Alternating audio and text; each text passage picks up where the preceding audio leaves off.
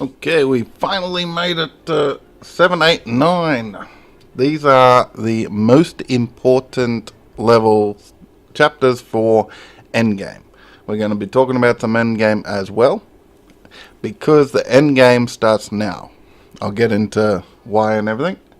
But this, take very slowly, the start of this, because there is just clusters of these guys, and you can be surrounded and die, and it's really not even your fault. If you just jump right into it, doesn't matter what you got, ward, armor, resistances, you'll get just destroyed. So do take it slow.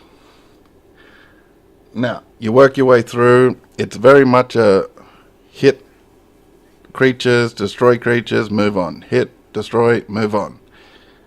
One thing I will say, if you cannot get through an area and say you die 3 times, go back to the start of the chapter. Whether it's 7, 8, 9, go back to the start of the chapter. If you're dying at the start of 7, go back to 6 and do the entire chapter again. I know it sounds like a lot of hassle and everything, but this really is the beginning of the end game. These cats are no joke. I am under level for where you really should be. You should be about level 50 by now if you want to do this a little easier. And these cats won't attack you as hard as now. Now, as far as endgame, this is where you are gathering your gear, your resistances, your idols, whether you're ward, armor, dodge. This is where you're getting all that. Now, the side quests, I always go to the tundra first and then go into the ice cave after defeating the rhino warthog thing. Then we come into the cave, then we just beat up the side quest in here. I don't really care about getting the waypoint for this particular waypoint. I just get the side quest done. I then jump out, go back to the main town. If you're feeling weak resistances and you can fix it, do fix it. And then go up and head to the left. This is where you're possibly going to die part of this early chapter is past just getting ganged in that first little bit that I said go slow. I find the most dangerous part of this is actually the axe throwers. This guy shouldn't be that big a deal. If this guy is a big deal, I suggest you go back to the start of chapter already. It sounds a bit weird, but that guy is nothing compared to what you're going to come up against. If you die multiple times to him, I honestly think you should go back. Now that guy gives you another side quest. By the end of this chapter, you should have all your side quests that give you passives and all your idle slots unlocked. If you complete chapter 7 and they're not unlocked, look through what you got and complete what you need to do. Now these brutes are no joke. As you can see, he's got high crit chance, which is not fun because it's like the cats. They seem to have a high crit chance just base level. So these two, the matriarch and patriarch, one is like a rolling storm. The other is like a lightning beat you over the head with a club. Try to take out the storm with the ice coming down from the sky. This stuff does really hurt. As you can see, I am just keep moving. I'm barely attacking at times. I'm lucky I got the fissure because that's actually doing damage whilst I'm running for my life. As you can see, I took down the patriarch first. I do recommend you try and attack him first, because that is the most dangerous part of the matriarch, and it's fairly easy to dodge unless you get stuck in a attacking animation. So if you die there, it's okay, but if you constantly keep dying, do go back to the start of the chapter. Now I'm just trying to improve my gear. I don't know why that was so hard. And resistances, get them all up. You want to make sure your elemental and physical are always 75% from now on. Do not let them drop. If pretty much don't. Like, don't change out gear that's going to drop that.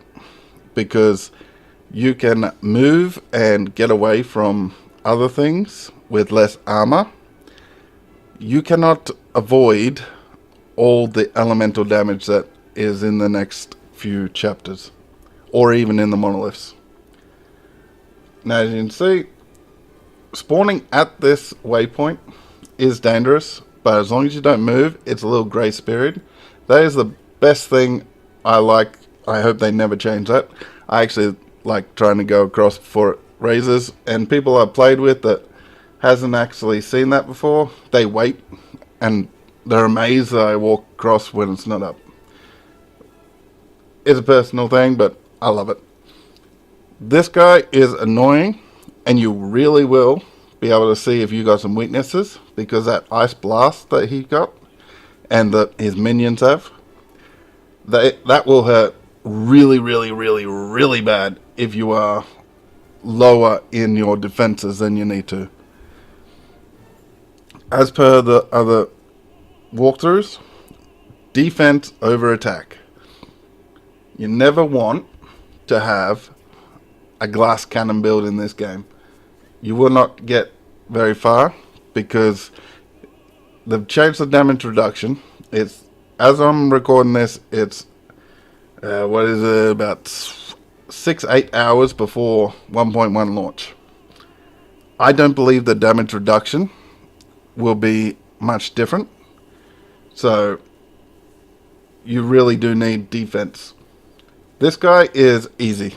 He's harder than he was, but he's still almost a joke. Because Grail freezes him like 75% of the time. And then all you have to do is dodge those blasts and you're done. Like, it is pretty much a joke. And that's your chapter done. All you do is go through, hit people, go through, hit people, go through, hit people. Get all these side quests done. Get your idols, get your passives done. It is really get your defenses, get your levels, do not die. If you die in that chapter and it's not a mistake and you just keep hitting that brick wall, don't keep going. Pull back. You'll earn the rewards later for doing it. Now, this is the start of 8, which is weird. You start here, then go elsewhere. They really should change this up. If they're going to change up the campaign, or at least finish the campaign in the future, they really should change this up because this is janky. You go in, take care of these two. They're not that hard. As long as you have fire and all that, you should be good. And then you go all the way to the other side, come here, and actually really start getting into the actual chapter. This, keep running. Don't worry about the 1-2 things, but once you reach a pack, hit them, kill them, hit them, kill them, come back, take out some more things. This is a side quest door. Don't go in. Like, if you want to level and get stuff, then that's when you do it. But as a side quest, you should be already done. Don't bother doing anything, any side quest, unless it's accidental. If you want to do it for purely XP and all that, then it's up to you. But my recommendation is just don't do it. Now, you get 3 options. Just go to the top left. It's always top left. It's the boatman. It's, a waste of time talking to the others. And then we get shipped over to where Lagon, the first god, out of the 2 gods we need the blessing for, is. These little ice bally things, or water balls, they multiply. And if you haven't got very good damage, you'll really, really know it, because you'll end up with like 20 of them. These sharks are way too OP. The physical stunning ability of those guys is a joke. So if you get a little rocked by them, don't be concerned. It's just how they are. Now we went to there, and then we got to collect these things. Now, you don't want to, but if you do, you can die, go to a waypoint, and just go collect this other one. You will not lose progress, and even if when you pick up the next one, you won't lose progress either. So don't worry about that. You go back, and then you come into Lagon's little temple. Now this is a little bit of a maze, but in general you can see the map on the other map, the overlay, so you'll be able to head to it. But this is pretty much the entire temple. Just hitting things, hitting things, hitting things. They're adding a waypoint in that will help, because you can't go to town at all without having to redo this whole section. And if you get disconnected, you quit, you die at a bad time, you can end up having to rerun the whole temple. These are constant enemies from that door to Lilith. I'm not sure how you pronunciate it, because I've skipped the text that many times now. I forget what they call her, but Lilith will be the name we go with. Now, check your skills, check your abilities, check your resistances. This is lightning, cold, physical. Must be at least 75%. You can't guarantee no one's got any shred, so try to make it a little bit higher. You will, maximum shred they can do is 20%, I believe. I don't usually do this, but for this video, I actually cleared these side rooms, because the four corners of that room she teleports to, and they will come into the fight and really be annoying. I don't usually care, but for this video, I actually went out of my way to actually I'm not just doing nothing there, I'm standing. If something aggroes to you, take it out. If nothing aggroes to you, then it shouldn't ever enter the fight. Now, this early part, you lay down all the damage. She's got the wave pool circle thing that you can see, the lightning circle that explodes, that then a disc comes. That can do a lot of damage, and then she's got 3 rockets when she teleports to each corner. Stay out of the wave, just keep moving around the thing, and those 3 rockets, always 3, and you can always just keep moving across and you'll take care of her. The fight can go quite long if you don't have damage. I think the longest I've done was when I didn't actually level at all. I was, I think, around level 50 without having any points in. It took me about 10-15 minutes. So, I have had to play that mechanic a lot. Now, the big guy. This is either really easy or really hard. It is purely you that makes it easy or hard. If you got all the resistances, all the fizz, all that, some things are still going to hurt, and his little eye beam is pretty much one mistake away from killing you for the most part. But this little eye, trying to predict where it's going, either you'll be able to pick it up easy, or you'll have to do it a few times before you do. I can't say whether you're going to find it easy or not, because people have just played it for the first time, can pick it up just like that. And it's like, okay, he's going here, he's going there, the arm's coming down. And it's just purely not even played other ARPGs. It is purely just how the brain... See, I almost made a mistake there. Because I've done this enough, I knew I was in a bad spot. I probably would have died, me personally, if I hadn't done this before. Now, I'm showing the whole fight so far because it's important to see what kind of things he does and everything. Now, if you're a visual, you'll probably knock this out of the park in no time. If you're a doing, having this visual in the back of your head and knowing what he could be doing is probably going to help you. And if you're somewhere in between, then you might die a couple of times, don't worry. This guy is very annoying if you make a mistake. Or if you run it. I missed that one point. I did the health. When this happens, you're transitioning. This is where you may die. This is the dangerous part. Those waves and those sharks. Everything else, you should be relatively fine. Don't take your belt off, else you will lose all your health potions. If you hadn't noticed, I went into this fight with no health potions. So, I really was in a bad spot. I tried to upgrade my belt and I really forgot. Take belt off, you lose health potions. As you can see, I'm running around healing. Don't take any chances. If you get hit by something and you lose quarter to 50% of your health or more, pump in that health. And I used 2 there because I knew one hit from a wave, I was gone. And the shark, he could stun me and I'd be in trouble. So don't be afraid to use health potions. If you find a belt that gives you extra health potions or extra chance, or there is a unique that gives you extra potions and also higher chance to find potions, do put that on for this regardless of what that belt gives you.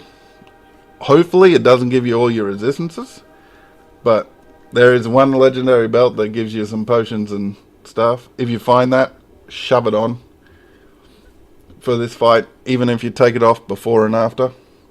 Having health potions here will save your life. And as you can see, he is telegraphable, and the more you do the fight, obviously the mechanics are just base boring.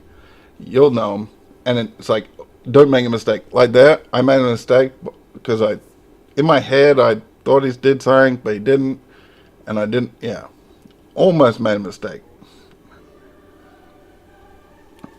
Now, the little eye thing they just did is probably the weakest attack he's got out of the little eyeballs. That big moonbeam blast, you don't want to stand in that little AoE, and the damage you take from his little beam coming across you, it really does take the life just right out of you. But as you see, we beat him, then we have to talk to him. But look at this. That shark came down from the previous fight, the second phase. Do be on your guard, collect your stuff, and get out of there, just in case. Now we're on chapter 9. This, we need to get to the town. Not this town, the next town, as quick as possible.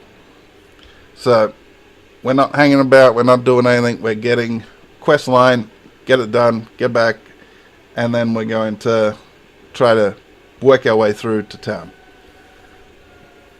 That's the only way I suggest you tackle this. And you're going to be poisoned, and I think during this I got poisoned up to 20-30 stacks, and yeah, it was draining my life really quickly throughout this chapter, especially if you don't have poison res, which luckily I did, and you can get drained really, really quickly. So we go do that bit, then we go back to talk to the lady that gave us the quest, then we go to the dry river. Now, pretty much the entire area is like this. You run, you hit bugs, you hit the spawners, you take them out. There's an annoying little part where there's like 5-6 of them all at the same time. And yeah, bugs, cats, or whatever they're called. What are these? Spine hunters. And then, yeah, be careful of waypoints. If you die and you spawn at a waypoint, everything comes back. You might actually walk into a bad situation. This guy, you will know if your poison and your health and everything is up to scratch without even looking at your stats because of that. Do not run. unless you really, really have to. He will follow you, and going through that little poison sphere or circle or whatever is not good. And to get back into the fight, you need to go through it. So, do hope that you are strong enough not to have to go through that. This town is where I was talking about. Get to here as soon as possible. So we get to there. Now, you want to run up until you do all the things, talk to the people, and then we want to talk to Zarek, and then go here, and then pick your faction. For anyone that is new, or I recommend just anyone. It's my opinion on the Bazaar. But I reckon anyone choose Circle of Fortune, which is pretty much Magic Find as a passive ability. I find it to be the better of the two choices, in honest. Now this, we want to hit the quest as much as possible, and I will say this. I am only doing this past the faction for the guide and the video. I will not be, and until they actually get round to caring about finishing the campaign, until I do another video like this, or I do a challenge or something where I'm trying to pass the game completely, I will not be going past pick my faction. I will be going to monoliths, and I will be running the monoliths. The rest of this chapter is not worth your time unless you want to just complete the campaign. Now this one, you pick the very last one along your path to find this. This is a 2-stage fight, which does not appear to be a 2-stage fight. Just keep that in mind. With that boss bar come down, it's like, yeah, got him done, because they're very annoying. I will say that this fight is very annoying. They're very dangerous. And then second stage, and now you're fighting it again from full life. You'll get used to that sort of stuff in this chapter. And then once we get that done, we have to go back to here and then run up to do the quest. Now, this, you can do the side quest, you can get XP, you can level up. If you're doing this chapter, do try to hit level 60 by the time you have finished this chapter. It will help. If you go over 60, that's even better. But pretty much bugs, dogs, and all that.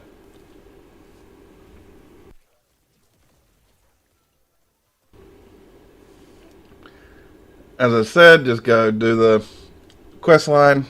In here, there will be a boss that's like a side quest boss. You can take him out because he does have a chance to drop some stuff, and because he's elite, he will drop a rare. And I believe that they're capable of dropping exalted items, which is the purple items that are better than rares. Once you reach a certain point, the elites have a chance to drop exalted instead of rare. Now this guy is not much anything to worry about. Stay out of his beams, his little fireballs, and his little having a hissy fit on the ground, and you'll be fine. This, we're just fighting through to get to the siege golem that is hiding behind at the back. Take him out easy as. Because yeah, like, they're not really a threat. This is more of a chill zone sort of bit until we get on this nice little plane. We take that guy out, we talk to him, we check our stuff and all that. And then we get on this. This has got to be still one of the coolest little travel scene bits. Like, if you're gonna be on it, you might as well make it look good, I guess. It's pretty much probably seen by maybe 5% of all players, because no one goes any further than they have to. They just go to monoliths because there's no point going further. This part, once you reach the snakes, it is highly, highly, highly, highly times a million annoying. It is every 2 seconds you are attacking a bunch of snakes. It is very repetitious. It's almost like an arena as far as that. And yeah, because you know, as a person who's done it before, that it doesn't mean anything, it's a little more annoying. But if you're dying to them, obviously go backwards and come forward again. And this is annoying. I'll let you watch. After death effects. That was my first death. Yeah. After death effects. If it hadn't been a twin, I probably would have been alive because I would have healed. But as I was fighting, obviously, if you watch it back, I had time to heal, but in the fighting sort of motion, I didn't have time, and the way I was reacting to it. This, you fight, and just hordes of things come at you. They did make it a little harder. It used to be just a piece of cake. These things seem to hit a lot more and a lot harder. So, do be careful, because there is a big horde of them. If they get the wrong modifier, you're probably in really big trouble. Then you take out this matron. She is annoying because her beam keeps going after she dies. I really don't like things that happen after something dies. It should just stay dead, and as soon as you kill it, the whatever attack they did should stop. Like, fair enough if it's a grenade or something, but it's an effect that she causes by using a spell or something. So it should die with her. That's the resistances and defense and offense and all that. This is the Chapter 9 boss fight. If you keep dying to this, don't just keep throwing your head against the wall. Either go do monoliths, but if you really want to only do monoliths once you're past this chapter, go back to the start of Chapter 9. I know it seems extreme, but if you keep dying to this snake, it will not get easier by doing it over and over again. If you make silly mistakes and you believe that you are making silly mistakes, then fine. But don't dive like 5, 10, 15 times to this snake. It is not worth it. Either go do monoliths. My partner, she custom build, custom everything, non-optimal build, got up to level 80, 85 monoliths before her build could defeat this snake, just purely because of all the silly damage that's coming in from all different angles. That just, it's so extreme, the damage, because you can take out right now, even me 56, the first level of monoliths is 58. I pretty much will guarantee if you can't take this snake out, you will still be able to get at least the first 2 monoliths done without having to be concerned. You might die due to mechanics and all that. That's fine. Once you learn the mechanics, you'll be fine. But I guarantee you'll get through 2 monoliths even if you can't beat this lady. Guaranteed. That's how weird this fight is. Now, that's phase 1. As you see, I already know it's phase 1 because I dropped the fissure down. Now you have to defeat her to 50%, then she heals back to 100. You can disrupt the healing a bit. Then, once you get down to 50%, she generally heals back to 75%. Again, you can disrupt it and try to bring it back down. So pretty much you need to defeat her to about 175% of her health. And she will not let up until you get down to that 50%. That's your little cool zone. But she is constantly on your backside the entire time. As you can see, 56. Drops the health pot when she does it. Don't stand in that. That's a lot of physical damage. And then, yeah. Here we go again. That beamy gaze thing, that turns you to stone. You can't move. I actually do get trapped by it. As you can see, I am virtually running on no health pots. And that's what happens. You get caught in that, that's what happens.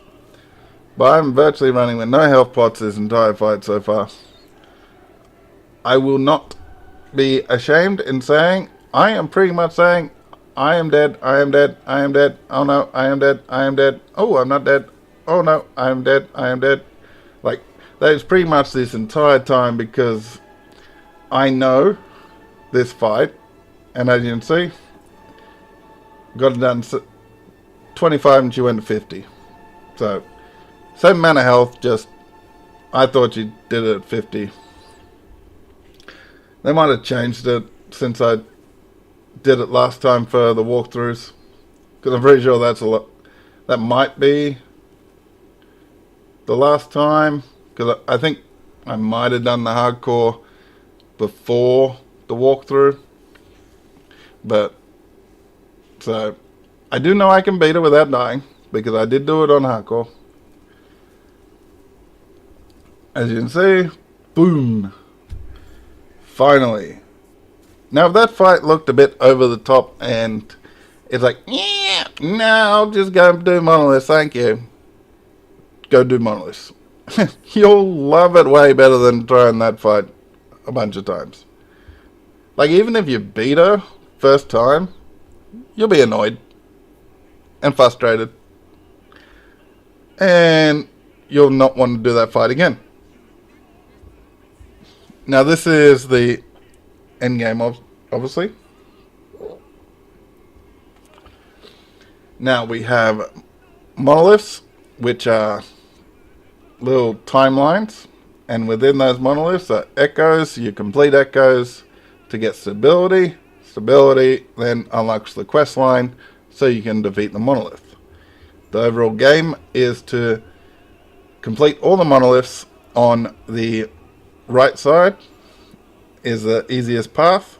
You can do either side, but the easiest way to get there is the right side. You then do the 3 main level 90 quests to then unlock the ability to empower your monolith.